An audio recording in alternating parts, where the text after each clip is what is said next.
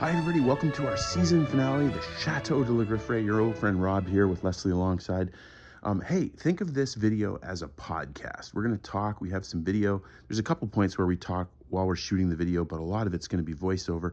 We wanted to talk to you a little bit before coming back to America. Now you can see on our very last day at the Chateau, the Sanglier left us a surprise. Yep, they ripped up big parts of our yard all over, and so we had to try to fix that a little bit. It was time to close everything down, time to get out to the mower, give Botsworth, our Nth Genie 3000 robot mower, a good clean, loving that guy. And also Toro, maybe we should call him Tom the Toro. A really fun thing about European devices like this is you can hook that hose right up and then it cleans out the underneath. And of course, time to shut down the shutters and lock the door. We're locking up the Chateau, and lots of the shutters bar really well. Some of them we have actual bars across, but some of them don't catch that well. Like for example, this one, the base doesn't really catch. It's just misaligned over all the years. And so I've decided to come up with just a bit of a winter plan, and it's to do this. There, just a little piece of wood. You know, we'll close this thing all the way off. Then this is in good, and this will hold the shutters in. Now, this is not so much for criminals. This is more for birds or like a windstorm, where if something like ran into a window and broke the window, then the shutter would still be fairly secure unless you really hit it hard. So that I don't know, it's just a protection, but simple little fix. I do love the security. You've got a latch at the top and the bottom for the doors and the middle. Then you got two latches for the shutters there, one latch there, one latch there, and then of course a bar across. So, you know, I mean, could you get in? Yeah, sure, you could drive a car into it and knock it in, but it would not be easy. Also, you know, to be honest, I had a lot of deep thoughts this week, and so I've included a couple for you guys to listen to. It's our last day here at the Grifferaie, and I'm out here mowing, finishing up, and having some deep thoughts. Lots of deep thoughts, partly on the stables. Some really interesting comments last week, some really good comments, insightful comments, and I want to talk about them a little bit, and also just the whole general thing about you know, having a chateau. This is our 6th year. This is our season finale of episode 6, kind of our last video of the year, and I have to say, for the first time in 6 years, I really feel a peace about everything. Like, you know, I've always believed in what we're doing, and we're working with young people and the study abroad. And you guys know we're Christians, so I believe in the kingdom, you know, of God, and trying to make the world a better place and helping people, and spending your life for that is always a good decision. So I've always felt peace about that, but it's been difficult, right? With, you know, it's been uncomfortable with the cold weather, and it's been, you know, things don't work, and you're working every day, you know, long days a lot of times. And so, I mean, I felt a peace in what we were doing and a joy in what we're doing, but I think this year, living out here full time, it's just been enjoyable. Like, we've been able to enjoy the beauty. We're still working pretty hard. We didn't work quite as hard this fall, which was very nice after the students left. And so we're more relaxed. Things are starting to work in the Chateau. We're figuring out how things work in France. You know, we have a little bit of heat. The electrical's cheaper. We have, you know, bedding, and again, when we first got here, it was, you know, we were lucky to have hot water kind of thing. So I was just sitting here thinking I really should go up to the really high roof and check the small gutters and see what's going on. And sure enough, now the problem is that's just like the smallest little, I cannot get my body through that very easily and around it. So it's quite a bit of pain to reach out and grab this, because again, you don't have, here, let me just, you're kind of sitting way up in the air, and you only have a platform to sit on. So it's just hard to get out there, but here we go. Well, it's coming up here. My friend James Long was calling it the forest. Like Notre Dame had a forest, ours is much smaller. But it's fun to come up here. Less fun to try to get out those little holes. Guess we should have gone a little bigger. I don't know, it would have been tough with the boards, but anyways, it works. It's not comfortable, it's hard.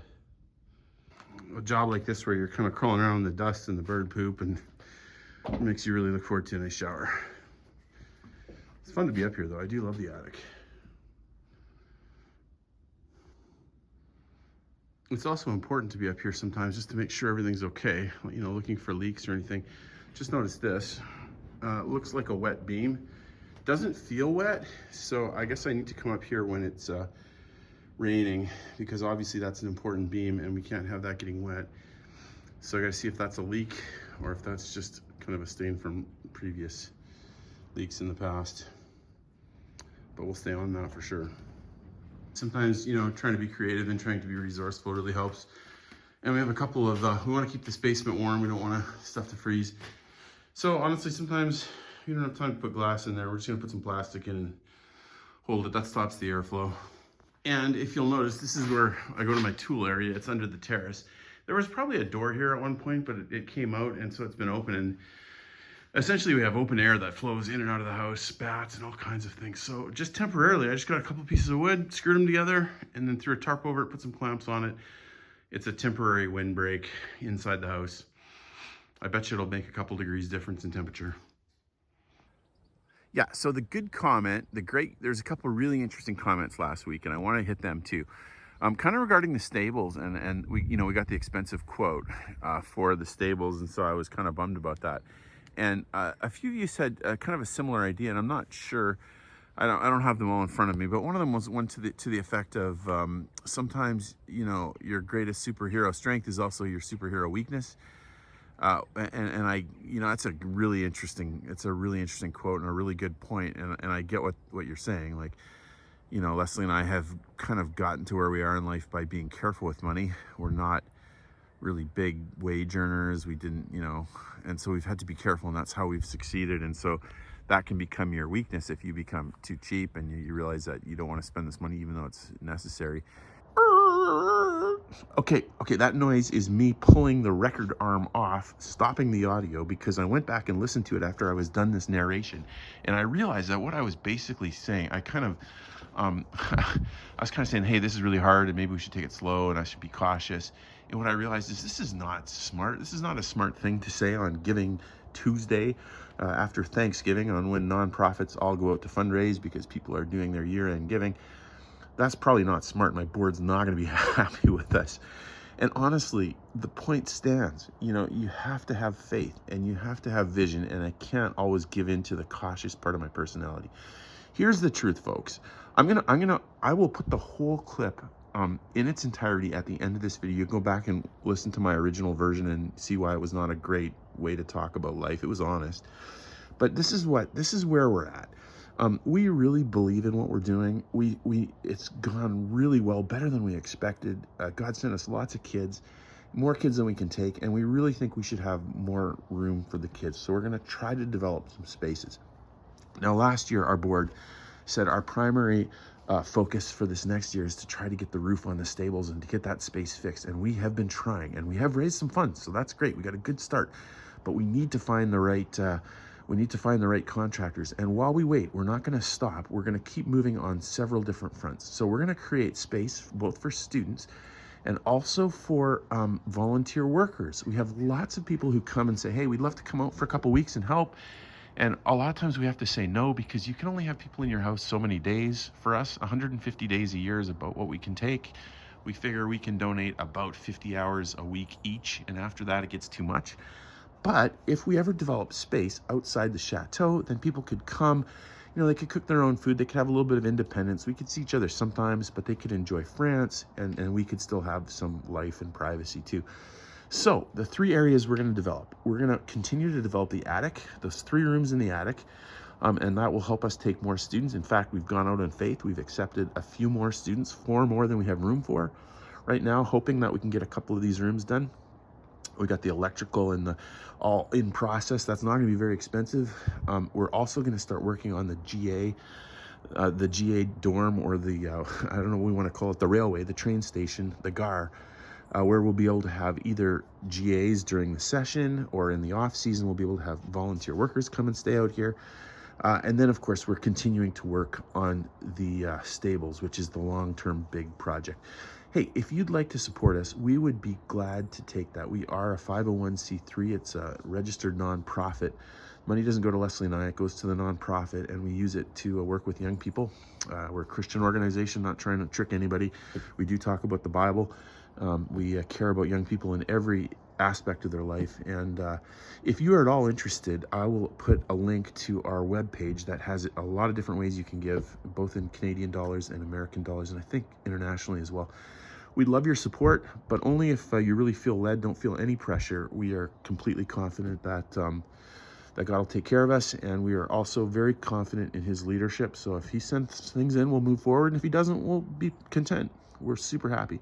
Okay, thanks for listening to my real pitch. If you want to hear the depressed one, go to the very end of the video.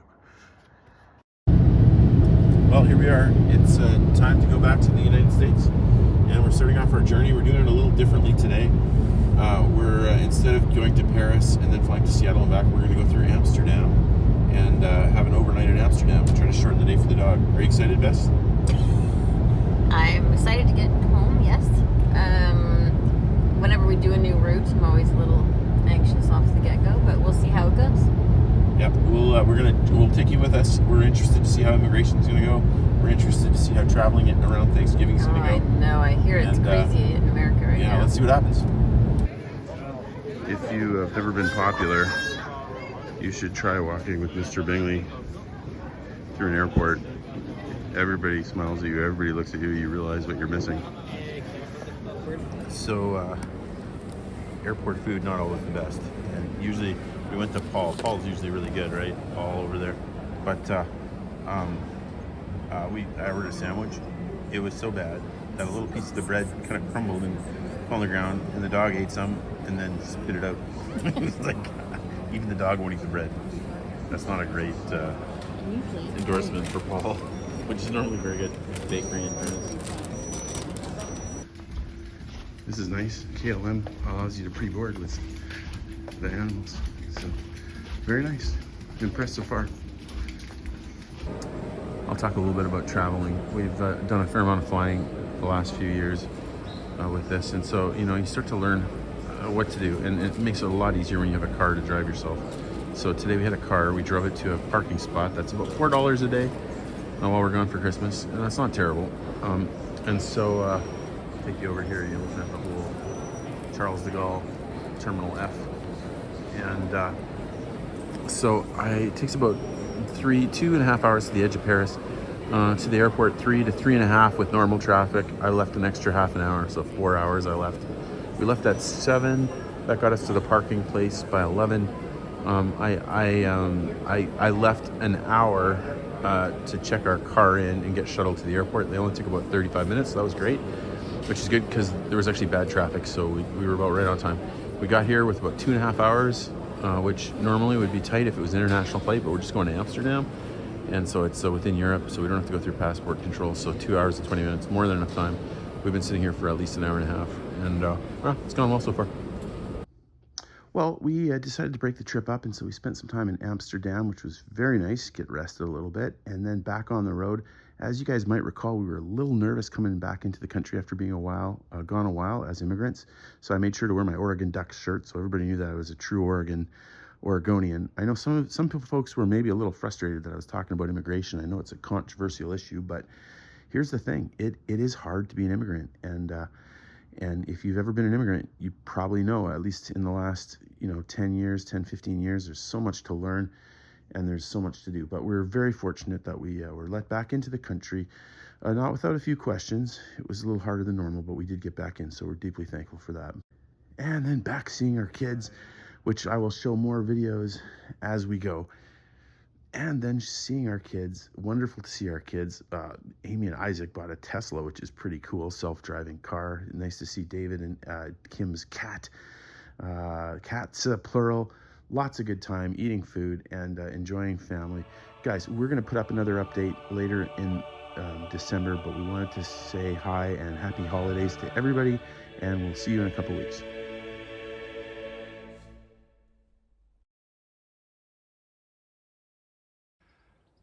Yeah, so the good comment, there's a couple of really interesting comments last week, and I want to hit them too.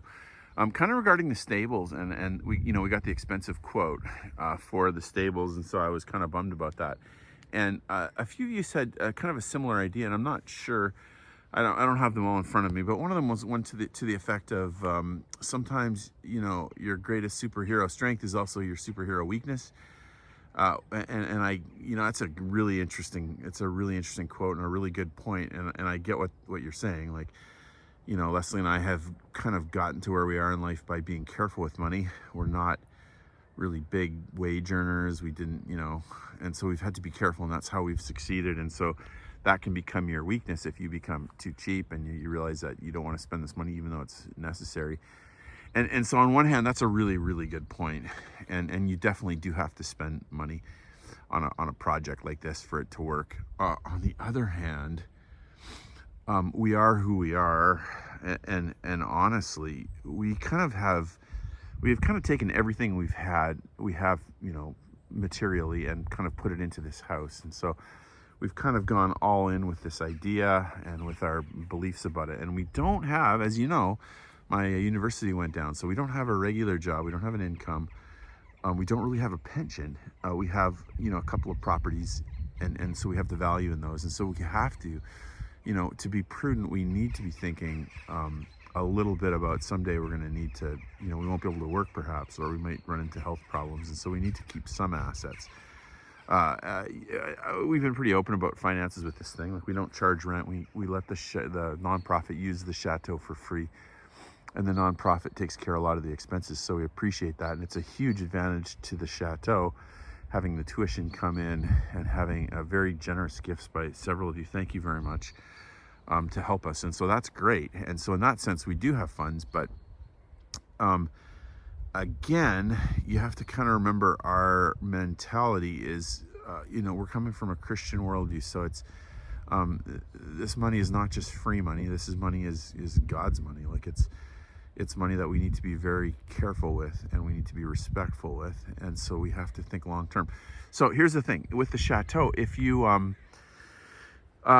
you know, the replacement value is ridiculously high. The insurance guy said 7-8 million euro to rebuild this thing, which would be, you know, there's no way you'd do it. Now, the sale price is maybe 1 million. So it's much, much cheaper.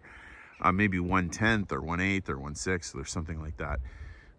And so when you put renovations into a Chateau, it's not a good financial investment, in the sense that you're not going, if you put in $100,000, if we put $200,000, okay, let's say the roof is 150 for the stables, and let's say we put another 150 to develop the whole thing. In North America, that's a real easy decision, because then you have a $300,000 building that you'll easily be able to sell. Like, that building would be more than 300,000 in the States. In France, that building is not worth 300,000. It maybe adds 50,000 to the property's value, maybe 100 if it's nice. But so you're essentially choosing to lose $200,000, and we are not rich enough to be able to do that, unfortunately. So the only way we could do that is if we do it with a nonprofit. But then the question becomes, does that make sense for the nonprofit? Like, is that good for the kingdom? We've already decided it's not a great financial move for us personally. You know, would it make sense to create that space? Well, if we let the school grow, if, you know, we are getting lots of applications for kids, and so if we allow the school to grow, and we're taking 50 kids a year, and we put some kids over there, then I think you say that's a good move for the kingdom, and also financially, because you've got the tuition coming in. And so at that point, you know, it makes a little bit more sense to renovate the building, and maybe we're going to go that way. We really don't know what the Lord wants from us, so we're open to that. But unless we're willing to go bigger, I think it doesn't make sense to put that much money into it.